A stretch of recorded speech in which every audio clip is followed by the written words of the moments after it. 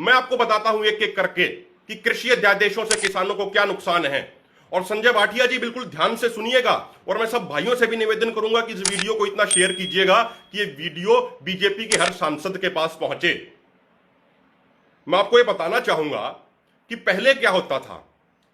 जब किसानों का उत्पाद तैयार होता था, किसानों की फसलें मंडी में आती थी, तो उस समय व्यापारी लोग अपना मिल जाते थे, वो अपना गठजोड़ कर लेते थे, किसानों की फसलों का दाम गिरा देते थे और उनको कम दाम पे खरीद के अपने बड़े बड़े गोदामों में स्टोर कर लेते थे और बाद में ग्राहकों को ऊंचे दाम पे बेचते थे। तो उस चीज को रोकने के लिए एपीएमसी एक्ट बनाया गया अलग अलग राज्य सरकारों द्वारा, agriculture produce marketing committee act.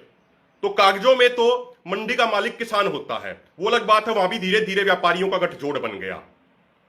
तो अब सरकार क्या कह रही है, जो सरकार 3 कृषि अध्यादेश लेके आई है, जो पहला कृषि अध्यादेश है farmers produce trade and commerce ordinance, उसमें सरकार का यह कहना है कि भाई जहां पहले किसानों का माल मंडियों के अंदर ही बिकता था, अब कहीं पे भी बिक सकता है। और कोई भी व्यापारी जिसके पास पैन कार्ड होगा, कोई भी व्यापारी, कोई भी ई मार्केटिंग फर्म, कोई भी कंपनी किसान के माल को जहां चाहे वहां पर खरीद सकती है, किसानों के खेत में खरीद सकती है, वो चाहे तो किसानों के किसी सड़क पे खरीद सकती है, वो चाहे तो किसी कोल्ड स्टोरेज में खरीद सकती है, वो चाहे तो किसानों का उत्पाद अपनी कंपनी में खरीद सकती है।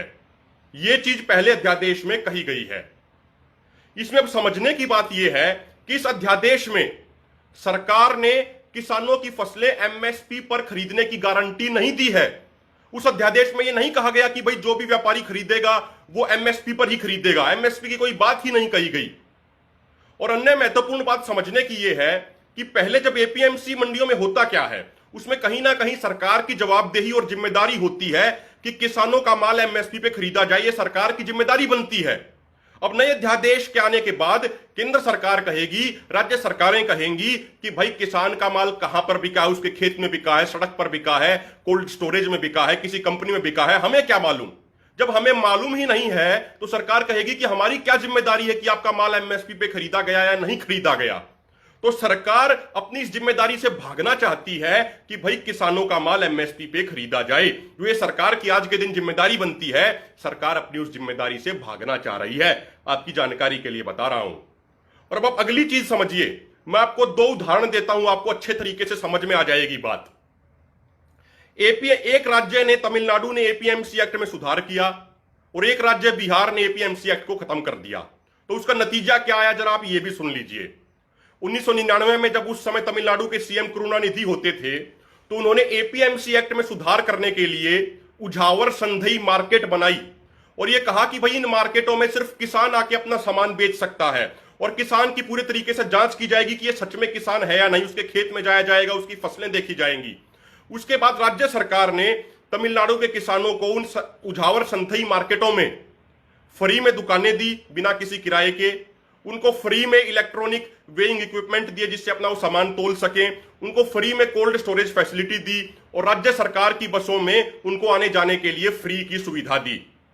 अब उसका नतीजा ये रहा कि आज के दिन ओपन मार्केट के मुकाबले जो उझावर संधई मार्केट से जो किसान जुड़े हुए हैं, उनको ओपन मार्केटों के मुकाबले अपने उत्पाद का 25% ज्यादा दाम मिलता है और ग्राहकों को ओपन मार्केट के मुकाबले 15 से 20% कम दाम पे कृषि उत्पाद मिलते हैं और ताजा व फ्रेश कृषि उत्पाद मिलते हैं।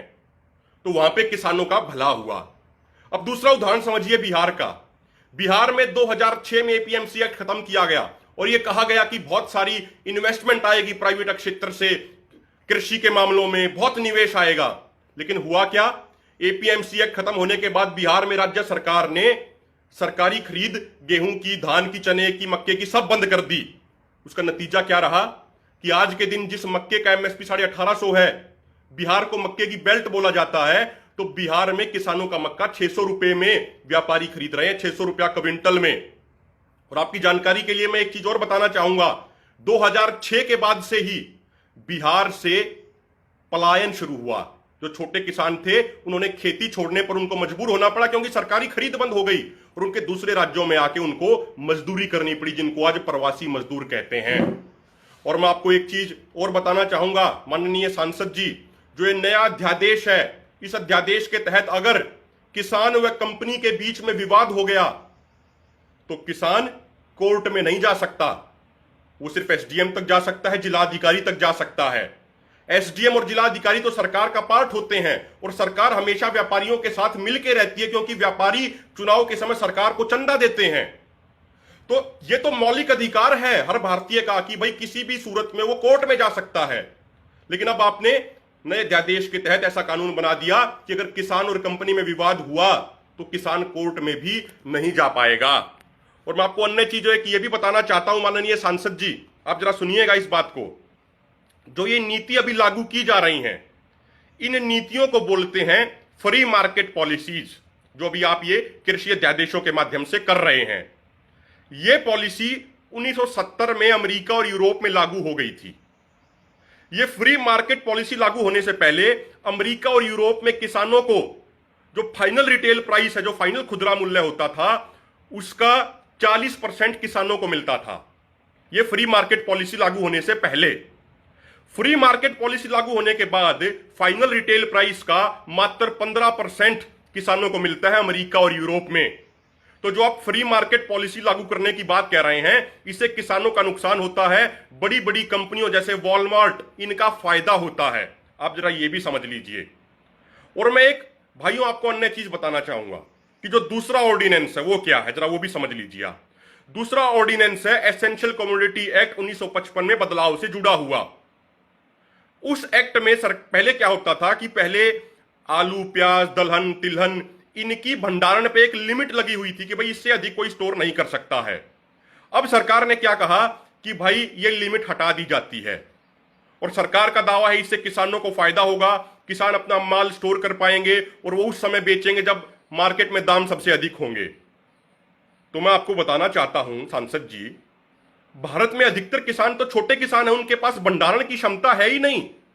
उन्होंने तो जो कर्जा लिया होता है, उनकी तो कोशिश ये होती है कि भाई जैसे ही उनकी फसल तैयार हो, फसल उनकी बिके, उसके बाद वो अपना उत्पाद बेचें और अपना कर्जा उतारें, जो अपने अन्य खर्चे हैं वो करें।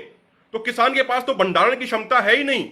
तो जो आपने ये भंडारण पे से लिमिट हटा दी है, इससे फायदा किसान को नहीं होगा, इससे फायदा अडानी अंबानी जैसे बड़े बड़े कॉरपोरेट घरानों को होगा, बड़े बड़े व्यापारियों को होगा, जिनके पास बड़े बड़े गोदाम है।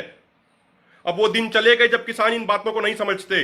किसान अब इन बातों को समझने लग गए हैं। जो किसानों के पुत्र हैं, जो उनके बच्चे हैं, वो समझने लग गए हैं इन चीजों को कि आप किसान के नाम पे कॉरपोरेट को फायदा करने जा रहे हैं। जो तीसरा जो आप ऑर्डिनेंस लेके आए वो है कॉन्ट्रैक्ट फार्मिंग से जुड़ा हुआ। उसमें आपने बोला है कि the farmers assurance on price agreement, ये उसका नाम है, वो कॉन्ट्रैक्ट फार्मिंग से जुड़ा हुआ है। उसमें आपने कहा है कि सरकार कॉन्ट्रैक्ट फार्मिंग को बढ़ावा देगी, यानी किसान अपनी ही जमीन पे अब मजदूर बन जाएगा। और मैं आपको ये बताना चाहूंगा, अभी कुछ दिन पहले दैनिक भास्कर ने एक स्टोरी कवर की है राजस्थान के जैसलमेर की। वहां पे किस तरीके से बड़ी बड़ी कंपनियां किसानों की जमीनों को ले रही हैं, उनको दे रही है साल का किराया 9400 रुपए और कई सालों की लीज पे ले रहे हैं। और वो इंग्लिश में एग्रीमेंट कर रहे हैं किसानों के साथ। उस एग्रीमेंट में ये लिखा हुआ है, क्योंकि इंग्लिश किसानों को समझ नहीं आती, तो उस एग्रीमेंट में लिखा हुआ है कि भाई कंपनी जब चाहे उस एग्रीमेंट को तोड़ सकती है और किसान एग्रीमेंट को तोड़ नहीं सकता। उसमें यह भी लिखा हुआ है कि अगर कंपनी चाहे तो जमीन किसान की हो बेशक, लेकिन उस जमीन पे कंपनी लोन ले सकती है। अब मुझे बताइए, अगर कल को वो कंपनी वाला उस लोन लेके भाग गया तो बैंक तो जमीन की कुर्की कर लेंगे, तो जमीन तो किसान की जाएगी ना।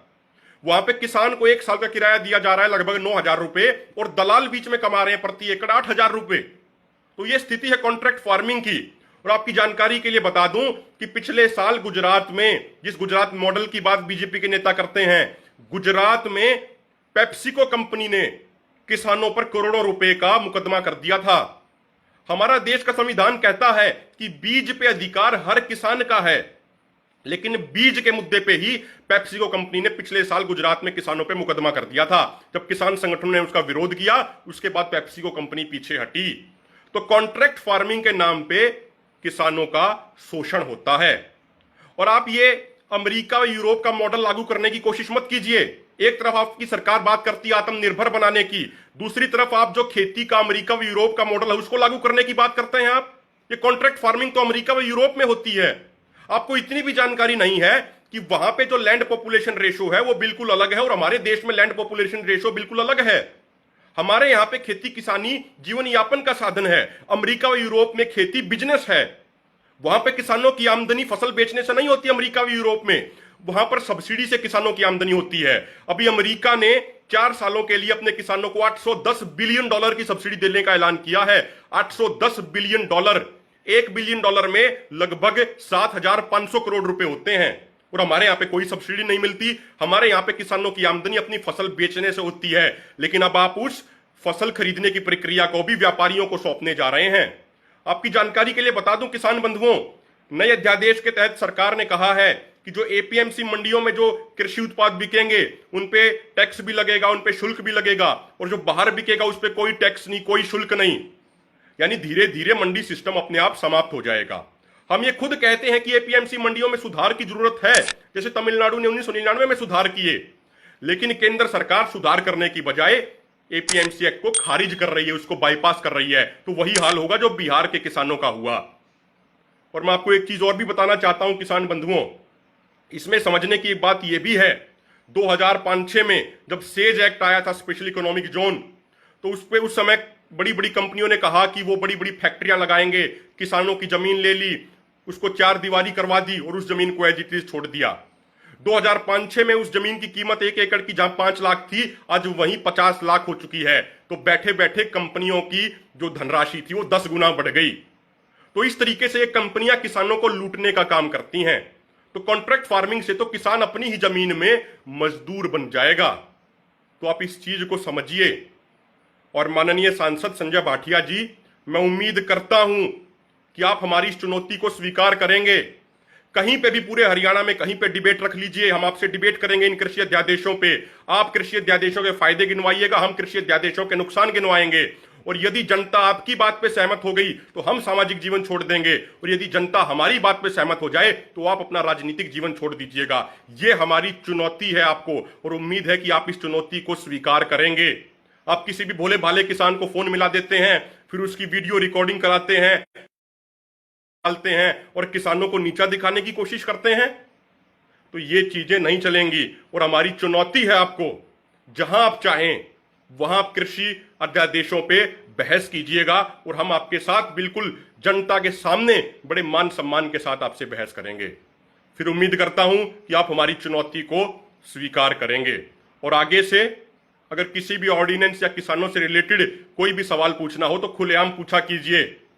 देश में लाखों करोड़ों ऐसे किसान पुत्र हैं जो आपके सवालों का बिल्कुल बेखौफ होके बिल्कुल खुले तरीके से आपका जवाब देंगे। तो किसान भाइयों, आपसे उम्मीद करता हूं इस वीडियो को इतना शेयर कीजिए कि बीजेपी के हर सांसद के पास ये वीडियो पहुंच जाए, और आगे से किसी भी पार्टी का कोई सांसद इस तरीके से किसानों को नीचा दिखाने की कोशिश ना करे। आपने हमें सुना, उसके लिए धन्यवाद। जय जवान, जय किसान, जय भारत। इस चैनल को सब्सक्राइब करें, इस पर दिखने वाले बेल आइकन को प्रेस करें, जिससे आपको मिले इस चैनल पर आने वाली वीडियो सबसे पहले। अगर वीडियो पसंद आई तो लाइक करें और दोस्तों के साथ शेयर करें। Thanks for watching this video.